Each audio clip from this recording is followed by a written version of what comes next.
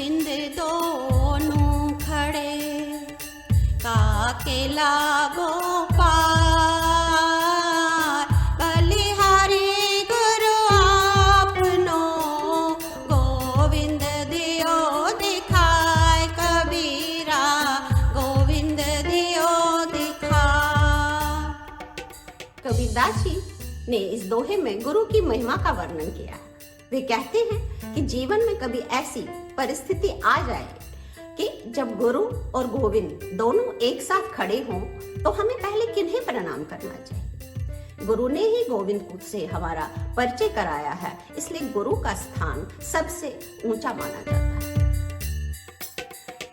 बुरा जो देखन में चला, बुरा न मिलिया को,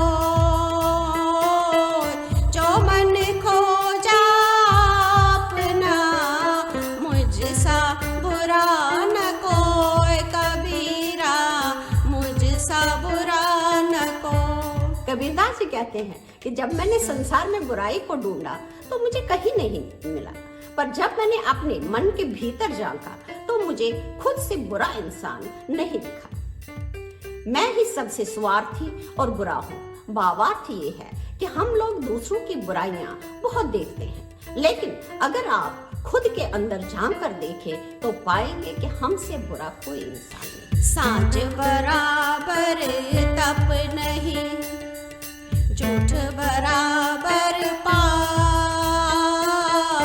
जाके हृदय सांच है, ताके हृदय आप कबीरा, ताके हृदय आप।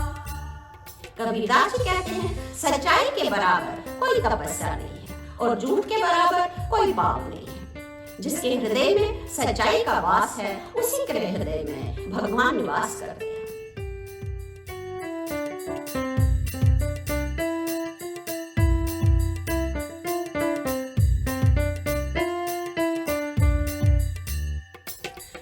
बोली एक अनमोल है, जो कोई बोले जानी, ये तराजू तोल के तब मुख बाहर आनी कबीरा, तब मुख बाहर आनी।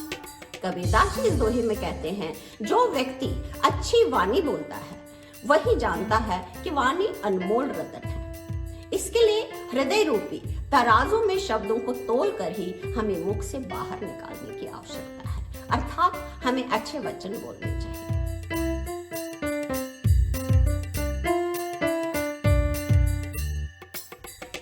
अति का भला न बोलना, अति की भली न चुप,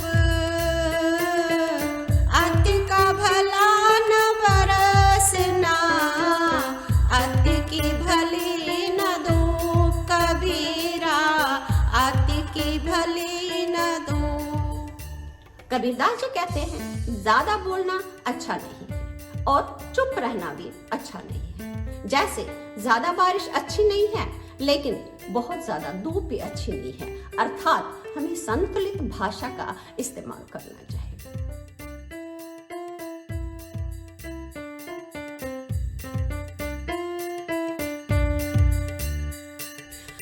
काल करे सो आज कर, आज करे सो अब, पल में परले होएगी, बहुरी करेगा कब कबीरा, बहुरी करेगा कब। कबीरदास जी इस दोहे में कहते हैं कि कभी भी कल पर कोई काम मत छोड़ो। जो कल करना है उसे आज कर लो, जो आज करना है उसे अभी कर लो। क्या पता कल प्रलय आ जाए और फिर जो करना था वो फिर कभी नहीं होगा।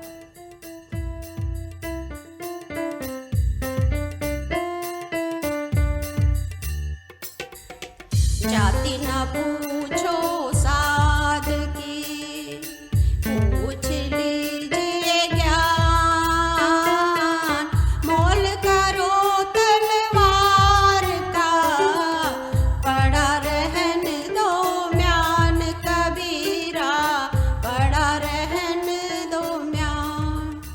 कबीरदास जी कहते हैं कि हमें साधु की जाति नहीं पूछनी चाहिए, हमें उसका ज्ञान पूछना चाहिए, उसके ज्ञान ग्रहण करना चाहिए। कबीरदास जी इस दोहे के द्वारा ये कहना चाहते हैं, उदाहरण देते हुए, कि जब हम तलवार लेने जाते हैं तो हम तलवार की धार को देखते हैं, उसके म्यान की सुंदरता को नहीं। इसलिए हमें साधु की जाति न पूछकर उसके ज्ञान को ग्रहण करना चाहिए।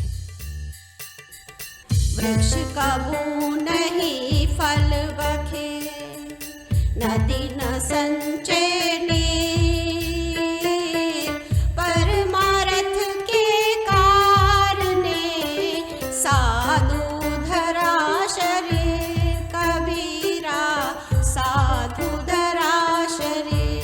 कबीरदास जी इस दोहे में कहते हैं कि जैसे वृक्ष कभी अपना फल नहीं खाते और नदी अपना पानी कभी नहीं पीती, वैसे ही साधु और संत भी अपने ज्ञान का प्रयोग परमार्थ के लिए करते हैं, स्वयं के कल्याण के लिए नहीं। हमें भी अपने जीवन को आदर्शवादी बनाते हुए और परोपकारी बनाते हुए दूसरों के लिए परोपकार की भावना अपने अंदर जगानी चाहिए।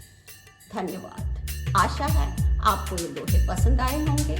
इसे लाइक, सब्सक्राइब और कमेंट जरूर कीजिए।